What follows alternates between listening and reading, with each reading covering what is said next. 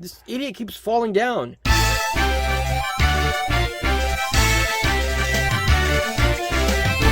Why be easy when you can just die? Woo! I'm Chewy Mew and welcome to my channel. Well, more specifically, welcome to another Chewy Mew video where today I'm going to be taking a look at a custom that I made about a week ago. And that is my custom Spider-Man 2099. So here he is. So this custom is using several different body parts, and it used a lot of paint and a lot of paint and color related stuff to actually make this. This originally, I did make a custom of this before a few months ago maybe, and I think that color style, that color choice was kind of based on the ToyBiz Spider-Man Classics Series 2 Spider-Man 2099, which was a KB Toys exclusive, and I kind of wanted to get that figure. The cheapest one I found on eBay is like $40, and he's missing the cape, and then if you get a mint in the box, he's like $200, so...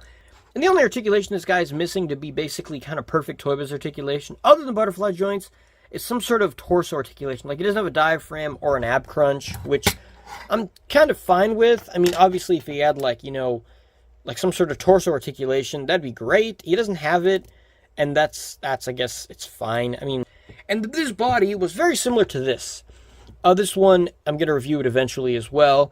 His original legs, he had this pelvis and these legs here. So it's kind of like, basically like a variant of this, kind of. I made a community post for you guys to vote if you want more posable hips but limited knees, or posable knees and limited hips, and I was actually able to do both. Originally, the way I was trying to do it, it didn't work, so then I had to do some more Frankenstein's monster style of posability. This idiot keeps falling down. So I used these three reds. On the original custom, the red parts looked pink, which I don't know why, considering I used this red, which I'm using again for this custom. I used this red, real red, but on the figure it looked pink the first time. I mostly just mixed these two together to sort of give it... I mixed them together in a sloppy way. I didn't mix them until they were perfectly one color. I mixed them, and they didn't look too, like, perfectly mixed. And then when I painted it on, you can see it does have a red, and then it also has, like, a darker red. So it looks like there's two shades of red going on this. I also painted black lines around it. This is a very stylized paint job, where you can see he has like black lines on the body, and the face is black. And so I painted the face black, because in the comic books, most times his face is drawn black, or like the cheekbones or the back of the head is drawn black. So I kind of went for that look. These part of the arms, like the wrist part, these spikes, which are sculpted with clay, and then the arms to the shoulder.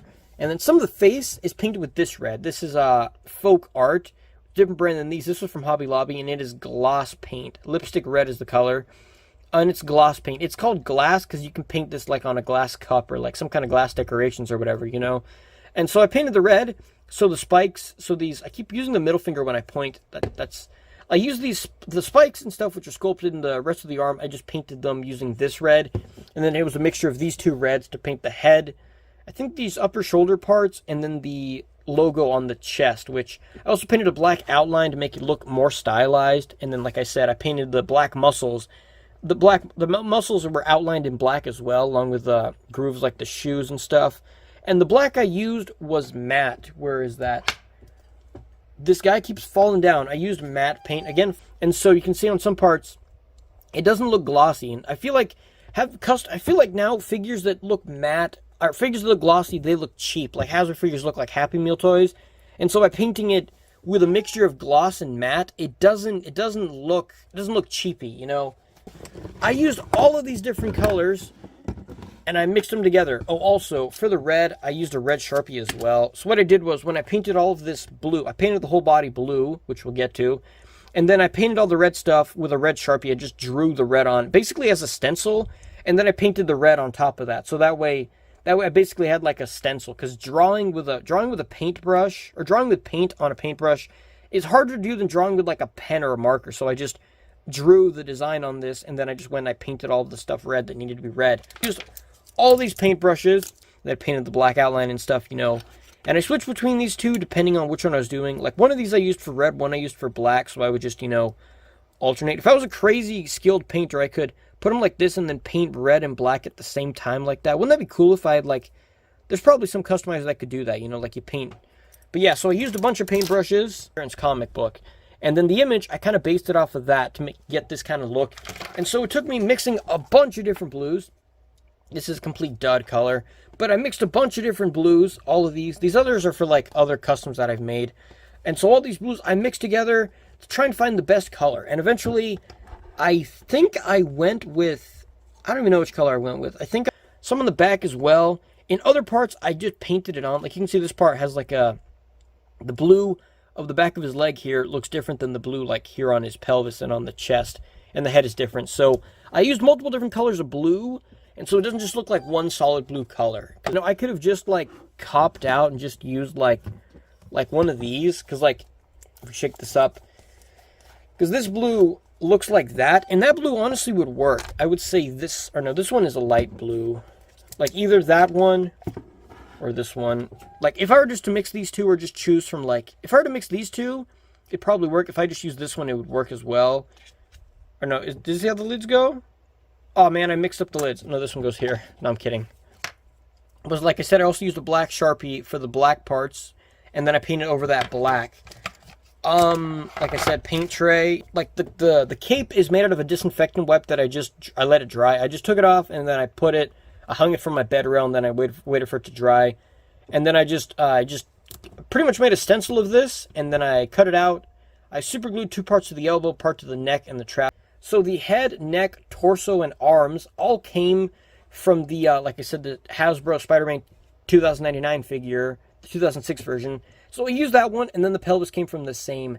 And because the legs, these two ball joints here, aren't compatible with this pelvis. And then, like, I had to do modification, and so it does have a gap like that when you rotate it, but I'm just not going to rotate it so he's, like, flopping around. He can, just because the way I had to fix this, because it was one of those weird pelvises where most times this pelvis part has like a pole in it, right? Like there's a pole that goes into the torso to move it. But they do it, ToyBiz did it that way because it has an ab crunch. Because this one doesn't have an ab crunch, the pole is like a big circle that goes in the entire thing. So when you crack it open, you have to crack the torso and the pelvis open. And then it's just really weird. So I ended up having to break the pelvis joint. And so now it's like one piece. Instead of being like a big circle, it's just like half a circle. And then these two ball joint legs here, they came from the ToyBiz Flip and Zip Spider-Man, I think it's called. The Humberto Ramos Spider-Man. And I eventually used these shoulders. These legs are also from the Flip and Zip Spider-Man. And conveniently, very conveniently, these two pop together. I didn't paint this because the paint's going to rub anyway and you don't see it.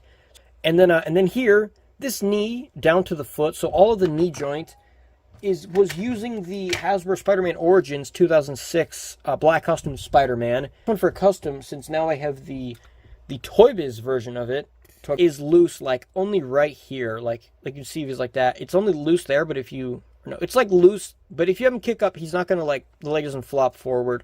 Also, I painted the bottom of the foot black just because you don't really see him. Like you do see him now, but most poses he's going to be, and you're not going to see it unless he's like a pose where the foot's forward. But yeah, so I just painted that black. The original foot was black, and I just painted it with the matte black, so it doesn't have like the glossy plastic look like I was talking about.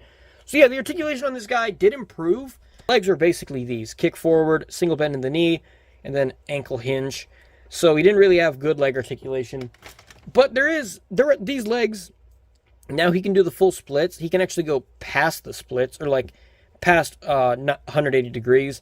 The legs kick up all the way, which is really good. They go back a little bit, not the most. He has a thigh swivel here.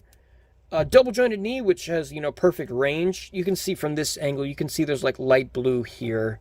You can see there's like light blue and then there's dark blue. So it has looks like he has some shading on him, He has an ankle pivot, or no, well, he does have an ankle pivot, but he has like a boot swivel.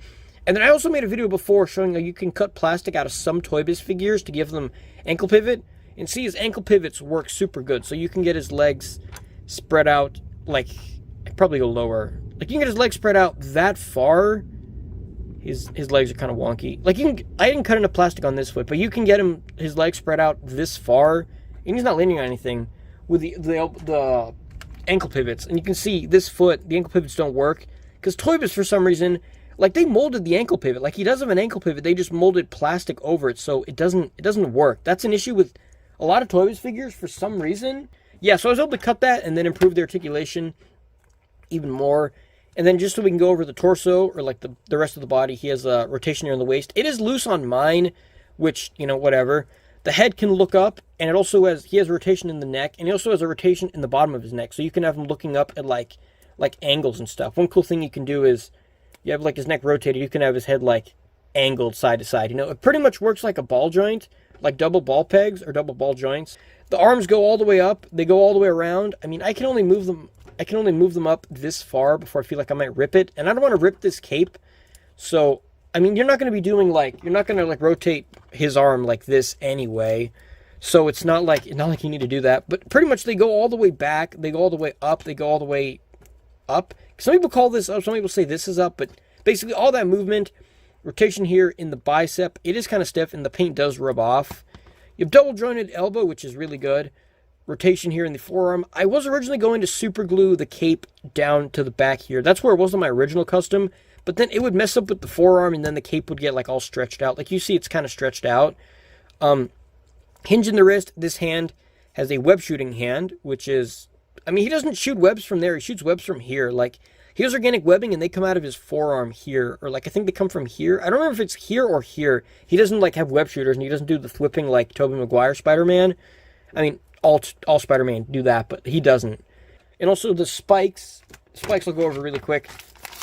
I used Nara flour clay, and I specifically flour clay because when dried can bend 360 degrees and twist without breaking. This one you can't really bend them because they're like super, you can't bend them because they will break because these are really skinny, but if you use them for like a web accessory or like something that can be, it basically works like squishy clay, so it doesn't crack like regular clay. It doesn't crack like ceramic. It flexes. It's not quite like as good as PVC, but it's kind of flexible like this a little bit. Like either way, that's all for this custom. Let me know what you think about it. I think it came out pretty cool, and I will see you guys in the next video. Wow.